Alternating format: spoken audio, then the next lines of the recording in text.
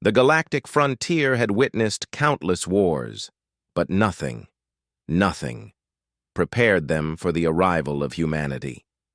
Admiral Threx of the Vantari Dominion stood on the command deck of the dreadnought Varkon, its armor plated with centuries of accumulated victories. Worlds had bowed before him, fleets had shattered at his order, and empires had kneeled to the Dominion's will. But today, he felt something unfamiliar: uncertainty. He stared at the holographic display where the human fleet advanced like a blade of light cutting through darkness.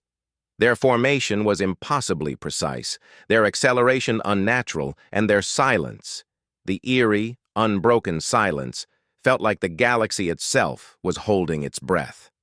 Beside him, his young aide stammered, "Admiral, they are not slowing down. No species charges into a fortified Dominion line like this." Threx's tendrils tightened. "Humans do," he muttered. The day humanity arrived. On the bridge of the human flagship Resolute Dawn, Captain James Hawthorne watched his crew move with cold, almost frightening discipline. He had commanded fleets before, but this was different. This was a rescue operation, one the Dominion never expected humanity to risk their lives for. In the brig of the Varkon, somewhere on that enemy dreadnought, was a single human woman. Rose Hale, diplomat, scientist, peace envoy, and the Dominion had captured her. Humanity sent a message to the galaxy that day: "You do not touch one of ours." "Sir," the navigator announced, "we're entering weapons range." James gave a single nod. "Bring us closer." "Closer, sir." "We're already—" I said closer. Because humans did not fire from a distance. Humans delivered their promises face to face. Rose Hale, and the reason the galaxy trembled inside her cell, Rose sat calmly despite the alarms blaring through the Dominion ship. She'd heard them before.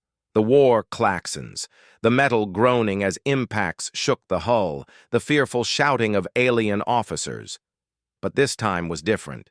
This time, she heard the sound every alien feared: human boots, marching, closing in. The corridor lights flickered red when a Vantari guard scrambled to her door. "They've come for you," he screeched. "Your people are mad.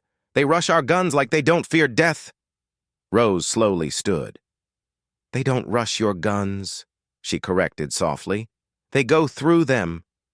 She stepped forward, eyes distant and steady. "And you should be more afraid of what comes after they reach me." The Advance Admiral Threx's dreadnought unleashed everything: ion storms, plasma lances, void torpedoes powerful enough to split moons. The human fleet tanked it. Shields shimmered, armor darkened, hulls scarred, but they did not break. They kept coming.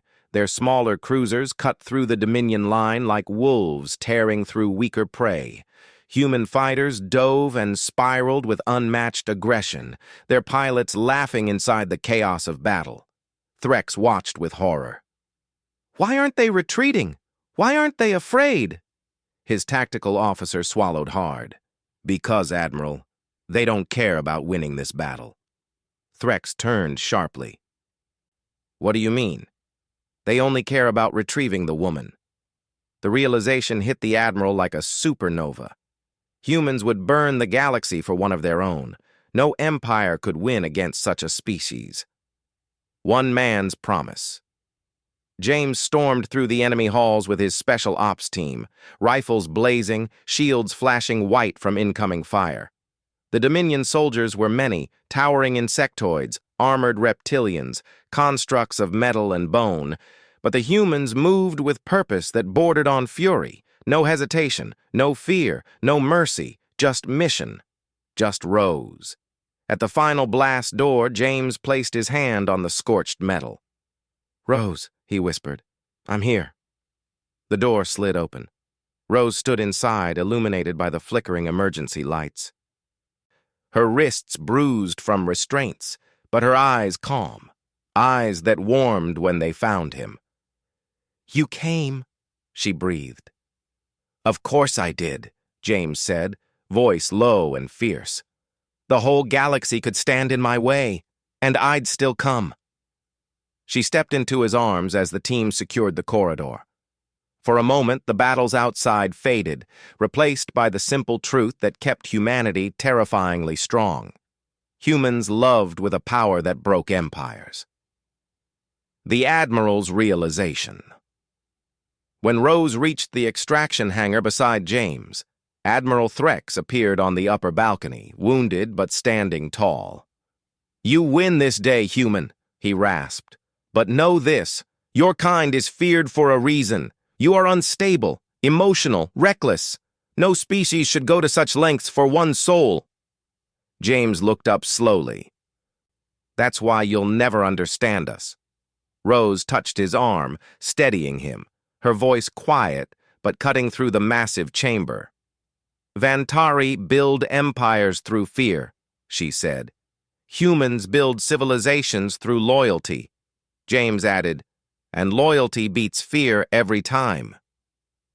Threx stared at them, truly seeing them for the first time.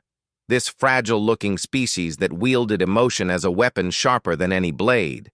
And in that moment, he understood why the galaxy trembled at their name.